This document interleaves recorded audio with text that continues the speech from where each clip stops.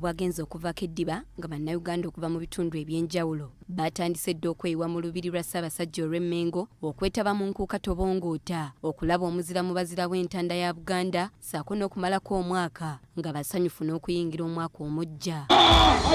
Akalimi k'essaawa bwe kaakoonedde mu ssaawa 8 olubiri lw'Emmengo lwabadde lukubyeko Namungi w'omuntu endongo ng'esindogoma nga n'abakungu ab'enjawulo okuva mu gavumenti ya Ssaabasajja kw'ossa ne gavumenti eya wakati.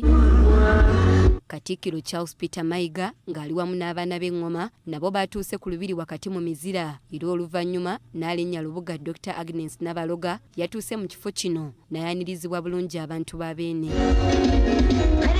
Ng'amaze okulamusa ku bakulembeze abakungu n'ab'ebitiibwa ab'enjawulo n'alinnya yateredde entende mu kifo kye olwo ne basumulula lukoba ku lukoba ekyajjiddeyo ddala amakulu nti eno ddala yabadde nkuuka tobongoota.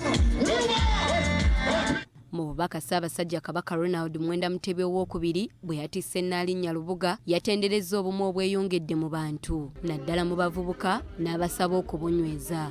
Asiimye nnyo obumu naddala mu bavubuka ate era n'okwagala kwe balina.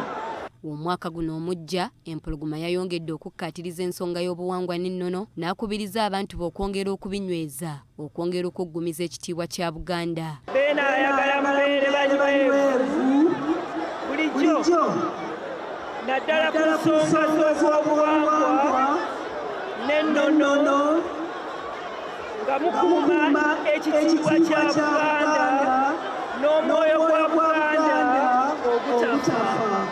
Kamalabyonna wa Buganda Charles Peter Mayiga yasabye abantu ba Beene okwewala enjawukana wabula bakolere wamu okulaba nga Buganda edda ku ntikko. Mukulike 2023 mwebale kwekuuma nga muli balamu mukuume omwoyo gwa Buganda ogutafa mu 2024 tusigale kitole obuwanguzi tubulabako. Omukubiriza w'olukiiko lwa Buganda Oweekitiibwa Patrick Luwaga Mugumbule baminisita n'abakulembeze abalala mu Bwakabaka baasibiridde bannayuganda entanda mu mwaka guno omupya okunnyikiza obukozi n'okusoosowaza ebyobulamu okukyusa embeera zaabwe. Toyinza kukola mirimu ate oli mulamu olwekyo okwekuuma ng'oli mulamu kintu kikulu nnyo. Tujjumbire enteekateeka zonna ez'Obwakabaka.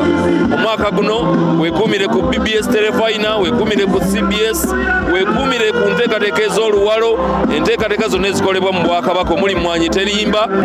Omwaka guno tukubiriza Obuganda bwonna okukolera okubeera abalamu nga twewala endwadde ezeewalika nga tubeera abantu bannaffe nga tutangira emiti emito okusaabaana endwadde naddala eya mukenenya.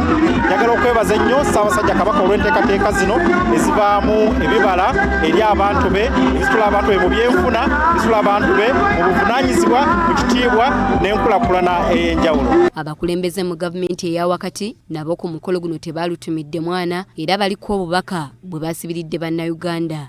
Mbagaliza 2024 ey'emirembe naye mbasaba guno guweddeko katulina okupulaningira okujja. Naye njagala okubakunga yonna gye muli bulijjo okulwanirira obulamu bwammwe okuwa obulamu ekitiibwa. Twongera okubakubiriza okukola ennyo kubanga engeri yokka gye tuyinza okulwanyisa obwavu.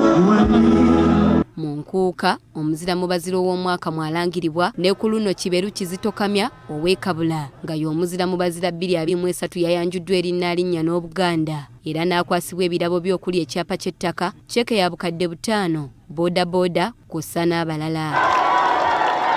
Oluvannyuma Nnaalinnya Lubuga Nabaloga yaguddewo omwaka 2024 ate naggalawo 2023 wakati mu mizira. Tuyingiza mu 2024. Okay!